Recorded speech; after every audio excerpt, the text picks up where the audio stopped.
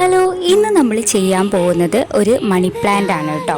അപ്പോൾ കഴിഞ്ഞ ദിവസം നമ്മൾ കംഫേർട്ടിൻ്റെ ബോർഡിൽ വെച്ചിട്ട് ഒരു ഹാങ്ങിങ് പോട്ട് ചെയ്തിട്ടുണ്ടായിരുന്നു. അപ്പോൾ അത് വെറുതെ അങ്ങനെ ചുമരിൻ്റെ മുകളിൽ വെക്കുന്നതിനേക്കാൾ നല്ലത് അതൊന്നും കൂടെ ഭംഗി കൂട്ടുക എന്ന് പറഞ്ഞാൽ ഒരു രസമല്ലേ.